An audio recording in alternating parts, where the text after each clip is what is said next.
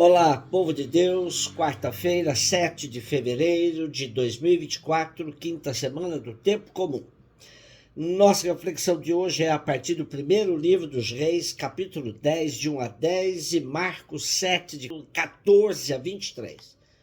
Naqueles dias, a rainha de Sabá, tendo ouvido falar para a glória do Senhor da fama de Salomão, veio prová-lo com enigmas. Chegou a Jerusalém com uma enorme comitiva, com camelos carregados de aromas e enorme quantidade de ouro e pedras preciosas. Apresentou-se ao rei Salomão e expôs-lhe tudo o que tinha em seu pensamento. Salomão soube responder a todas as suas perguntas. Para ele nada houve tão obscuro que não pudesse esclarecer. Quando a rainha de Sabá viu toda a sabedoria de Salomão, a casa que tinha construído, os manjares da sua mesa, os cortesãos sentados em ordem à mesa, as diversas classes dos que o serviam e suas vestes, os copeiros, os holocaustos que ele oferecia no templo do Senhor, ficou pasmada e disse ao rei: realmente era verdade o que eu ouvi no meu país a respeito de tuas palavras e de tua sabedoria. Eu não queria acreditar no que diziam, até que vim e vi com meus próprios olhos e reconheci que não me tinham dito nem a metade. Tua sabedoria e tua riqueza são muito maiores do que a fama que chegara aos meus ouvidos.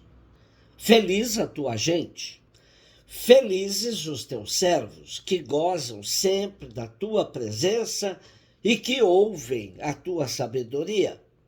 Bendito seja o Senhor teu Deus, a quem agradaste, que te colocou sobre o trono de Israel, porque o Senhor amou Israel para sempre e te constituiu rei para governares com justiça e equidade.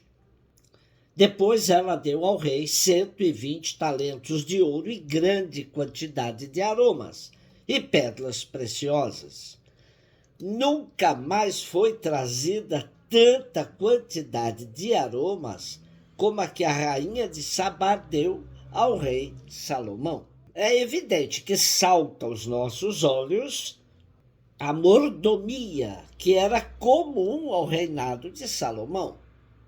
Ele soube consolidar a dinastia de seu pai Davi, tornando o reino de Israel esplendoroso, rico e estável. O livro dos Reis, que terminamos hoje sua primeira parte, com os relatos sobre Salomão, recolhe histórias que o povo contava sobre os reis. Para a parte significativa do povo, Salomão tinha sido um rei sábio e obediente a Deus. Porém, os relatos escondem as narrativas dos pobres e escravos.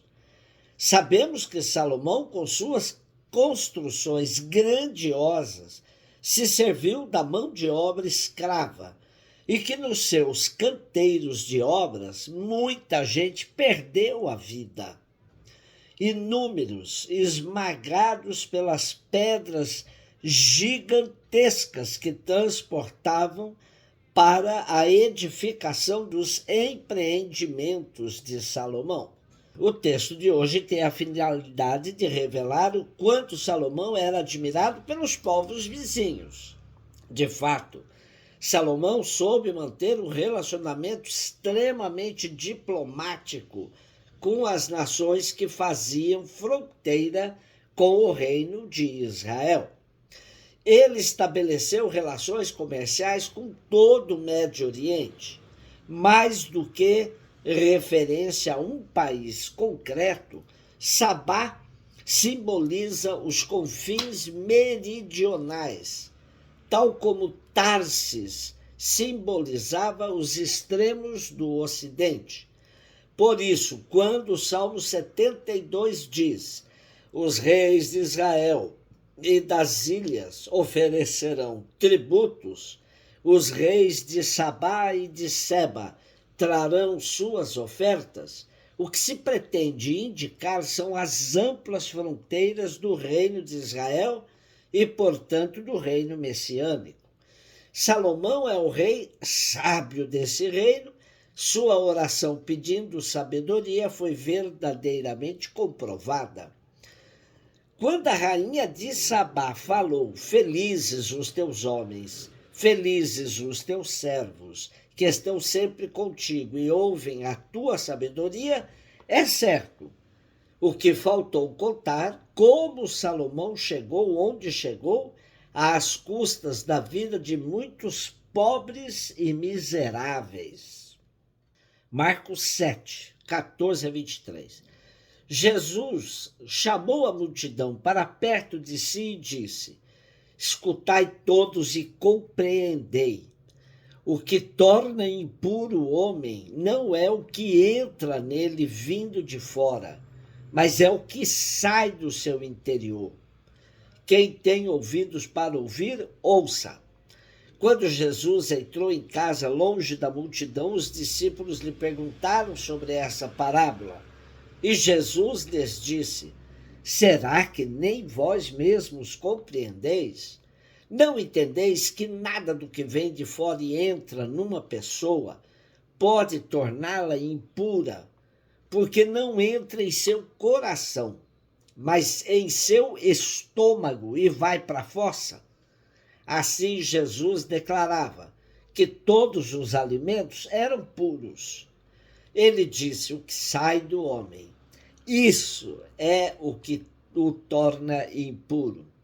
Pois é de dentro do coração humano que saem más intenções, imoralidades, roubos, assassínios, adultérios, ambições desmedidas, maldades, fraudes, devassidão, inveja, calúnia, orgulho, falta de juízo. Todas estas coisas más saem de dentro e são elas que tornam impuro o homem. O que torna impuro o homem não é o que entra nele vindo de fora, mas o que sai do seu interior. Dizendo isso, Jesus enfrenta todo o sistema da lei que vivia cuidando das minúcias do código do comportamento social, mas se esquecia do essencial: cuidar do coração, que era a fonte de todo mal. Jesus, uma vez mais, apela para a coerência e pela relação intrínseca que há entre fé e vida. Cuidar do exterior, descuidando do interior, era uma prática comum das autoridades judaicas, dos fariseus e mestres da lei. A prática religiosa descolada dos seus compromissos éticos era das coisas que Jesus mais abominava. O mundo é criação de Deus, portanto, não pode ser classificado como coisa impura por si mesma. O que o torna impuro é a maneira com que a humanidade trata as coisas do mundo. É sempre bom lembrar que para os judeus contemporâneos de Jesus, o coração era também o centro do pensamento. Eles não separavam o que vinha do coração do que vinha do cérebro. Por isso, Jesus fala que é do coração que brota toda a sorte de vícios e maldades presentes na humanidade. Sendo assim, a pureza ou a impureza das coisas depende do coração da pessoa. São nossas atitudes e opções no uso das coisas que as podem tornar impuras.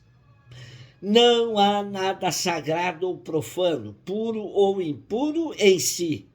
A criação é secular, pode ser profana, pode ser sagrada.